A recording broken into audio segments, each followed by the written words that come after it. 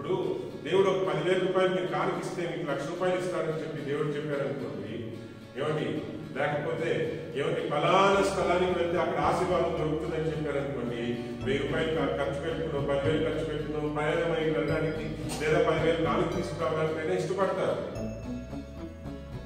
కానీ మోకరించి ప్రార్థన చేయడానికి మాత్రం ప్రార్థన చేశారమ్మా అంటే చేస్తాం. ఎంతసేపు చేసాము? మూల దండం పెట్టుకుంటాం, లేదా ఒక 5 నిమిషాలు కూర్చుంటాం. స్తోత్రం అయినా స్తోత్రం అయినా స్తోత్రం అయినా. ఆ ప్రార్థన వల్ల నీలో ఎటువంటి మార్పు వచ్చింది ఆలోచించాను. దేవునితో సహవాసం చేసే కొలది మనం పొందుకునేది ఏంటంటే లోకరీతిగా, ఎందుకంటే మన ప్రార్థన కూడా లోకరీతిగా మారిపోయింది అనుకోండి, ఆత్మీయంగా పొందుకునే దేవుడు.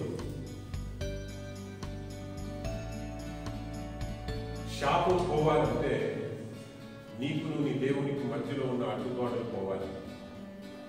నేను మరలా చెప్తున్నాను, if you want to be delivered from your curse, the things which are very much present between you and God, నీకు నీ దేవునికి మధ్యలో ఉన్న అడ్డుగోడలు అవి తొలగితే ఈ శాపం పోతుంది. కానీ మనం ఏం చేస్తాం? అవి పోగొట్టడానికి మనం ప్రయత్నం చేయము.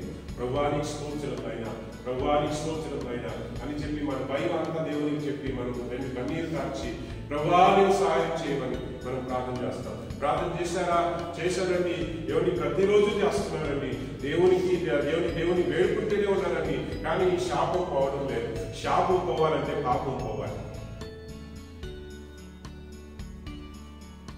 పరిస్థితి మారాలి అంటే నీకు నీ దేవునికి మధ్యలో ఉన్నటువంటి అడ్డు తొలగితేనే